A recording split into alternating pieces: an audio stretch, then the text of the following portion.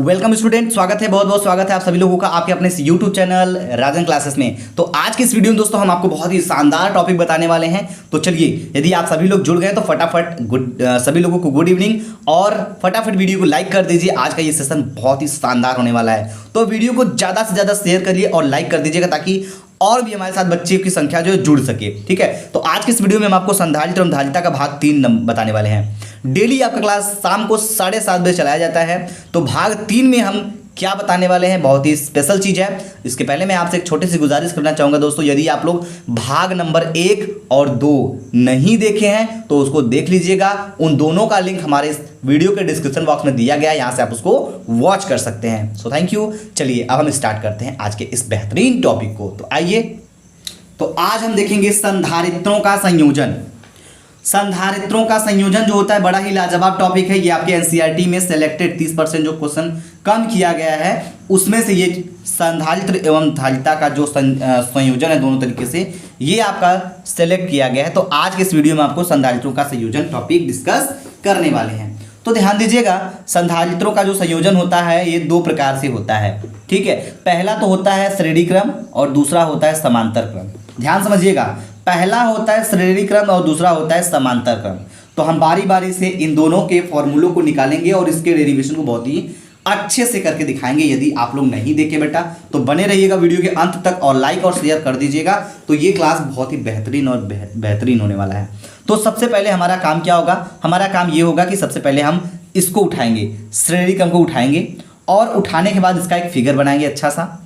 उसके बाद हम इसको हल करेंगे। ठीक है, मैं आपको क्यों कहता हूं कि भाग 1 नहीं देखे हैं तो देखिए, भाग 2 नहीं देखे तो देखिए, क्योंकि ये जो जुड़ा हुआ टॉपिक है ये भाग 1 से ही जुड़ा है। ठीक है, भाग 1 यदि आप समझे हैं तो वहां पे भी मैंने कुछ ऐसी चीज बताया है जिसकी यूज यहाँ पे पढ़ने वाली है। जैसे आपको ये ना लगे कि ये तो बताया ही नहीं, ये तो पता ही नहीं, तो आया कहां से। ठीक है, ये आपके माइंड में कोई डाउट नहीं होना चाहिए। आप हेडिंग डालेंगे श्रेणी क्रम संयोजन।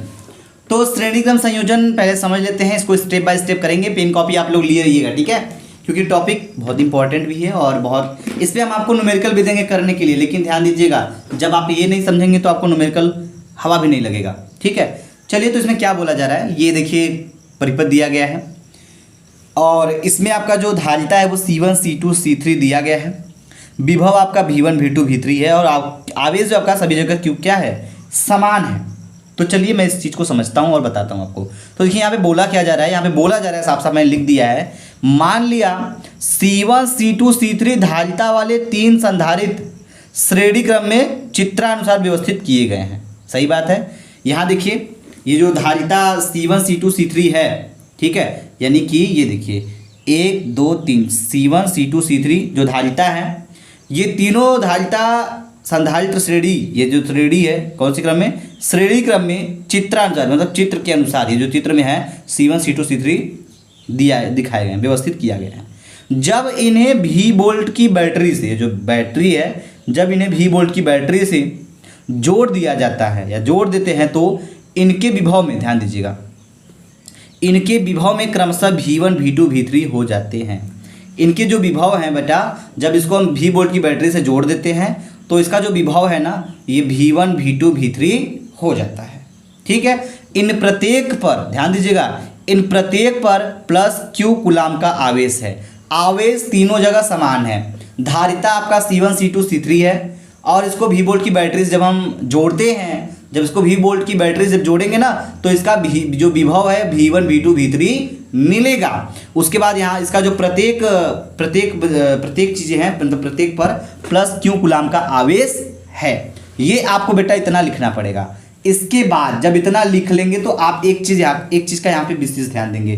क्या ध्यान देंगे हम आपको बताने जा रहे हैं, ध्यान समझिएगा स्टेप बाय स्टेप। ठीक है, तो जैसे ध्यान देने की बात जो मैंने बताया अभी आपको, ध्यान क्या देंगे। अब देखिए, आप मुझे एक बात बताइएगा, ठीक है, आप एक फार्मूला जानते हैं, सही बात है, कौन सा जानते हैं बेटा, C बराबर के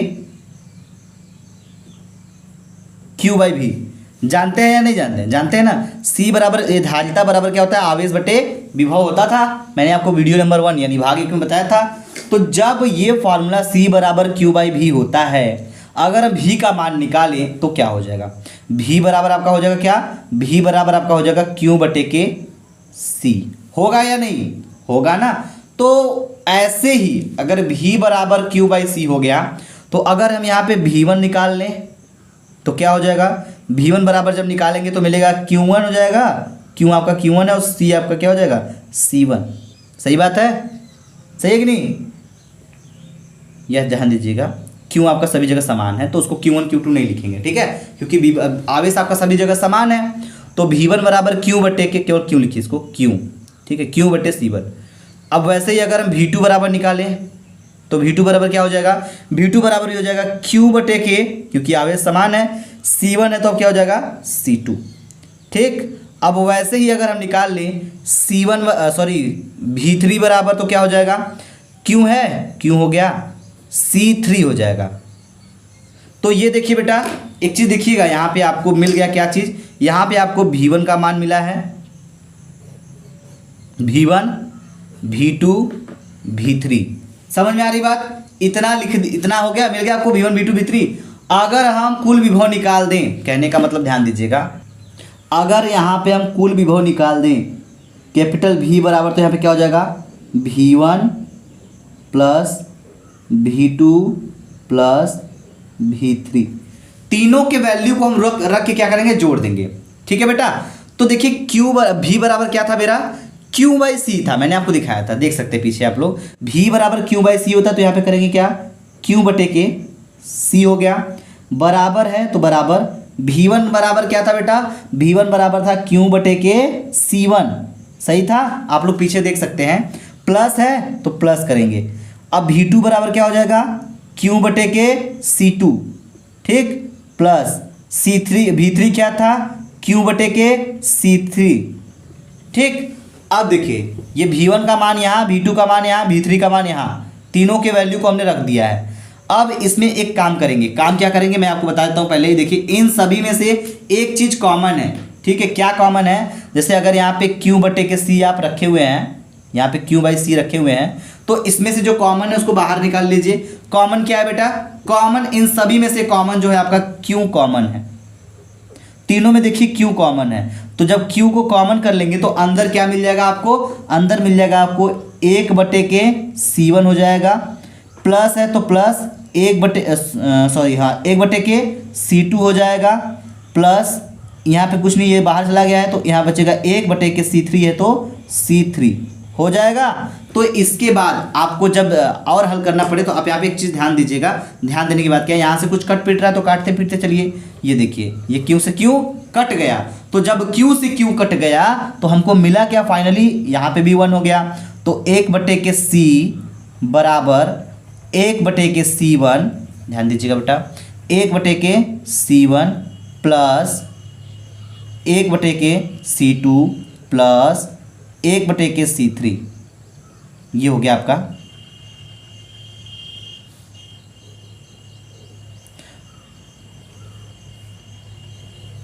ठीक, ये आपका निकल के आ गया बेटा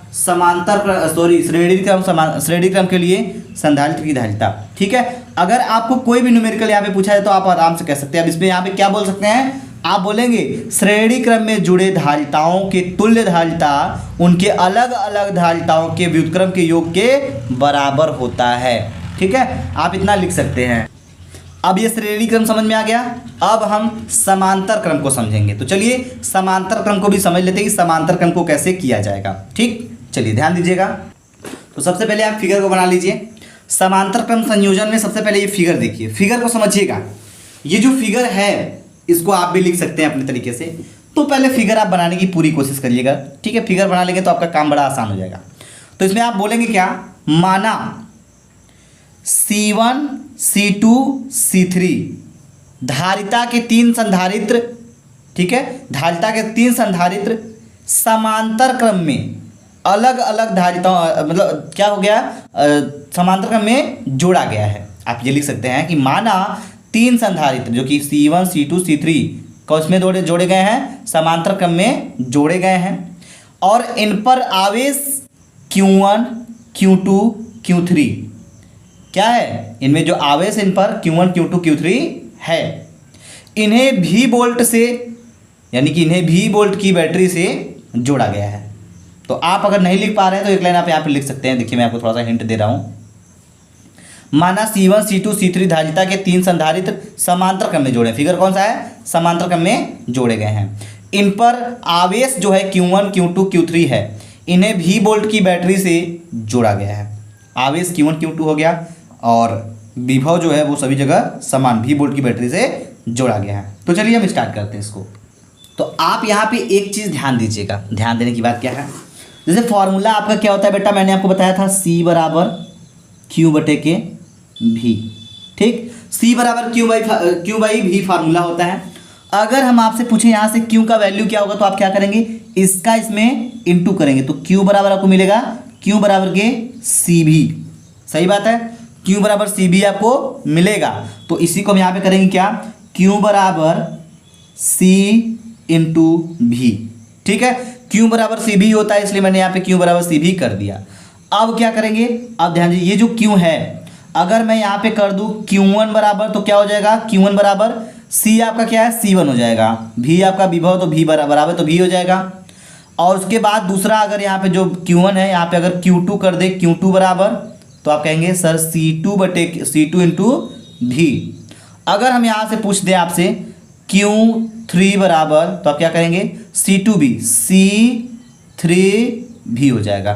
ठीक, Q1 Q2 Q3 तीनों का मान यहाँ पे निकल चुका है। अब हम इसको यहाँ पे रख सकते हैं, कोई दिक्कत नहीं है। तो चलिए करना कुछ नहीं बेटा, बस आप थोड़ा सा ध्यान दीजिएगा। एक एक स्टेप मैं आपको बताने वाला हूँ। अगर हम कुल आवेश निकालें, कहने का मतलब कुल आवेश निकालें टोटल Q बराबर तो आप कहेंगे क्या, Q1 plus Q2 plus Q3। चलो भाई बारी बारी से आप इसको लिख लीजिए। Q1 Q2 Q3 कुल आवेश जब हम निकालेंगे तो Q1 Q2 Q3 तीनों को हम ऐड कर देंगे तो Q बराबर क्या होता है, यहाँ देखिए CV। तो मैं यहाँ पे कर लेते हैं हम CV बराबर Q1 बराबर क्या है C1 into V, C1 into V plus है प्लस Q2 है, Q2 का मान ये है C2 into V plus Q3 है, Q3 का मान क्या है बेटा C3 into V, C3 into V हो गया। अब देखिए अब करना क्या होगा, यहाँ से जो चीज़ कॉमन है उसको हम बाहर कर लेंगे। देखिए इनमें एक चीज़ कॉमन दिख रहा है, वो क्या है मैं आपको बताता हूँ। CV बराबर इसमें देखिए C1 C2 C3 तीनों में अलग अलग है, लेकिन जो V है V तीनों में कॉमन है तो V को हम बाहर करेंगे। तो जैसे ही V को बाहर करेंगे अंदर मिलेगा हमको क्या, C1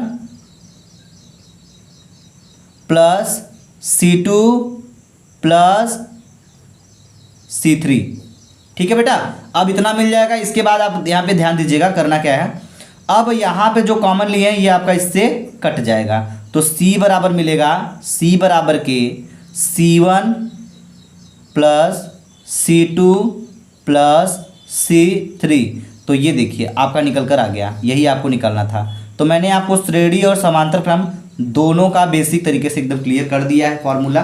ठीक है, अब इसके बाद हम आपको एक नया डेरिवेशन बताएंगे जिसका नाम होगा समांतर प्लेट संधारित्र की धारिता। ठीक है, उसके पहले आप इन दोनों को अच्छे से प्रैक्टिस कर लीजिएगा। जहाँ पे आपको डाउट समझ में आया वहाँ पे आप हमें बिल्कुल बिंदास कमेंट करके पूछ सकते हैं। अगर आपको ये वीडियो कैसा लगा हमें कमेंट सेक्शन में जरूर बताइएगा, क्योंकि आपका कमेंट हमें हर एक पल मोटिवेट करता है। ठीक है दोस्तों, तो थैंक यू सो मच। जय हिंद, जय भारत।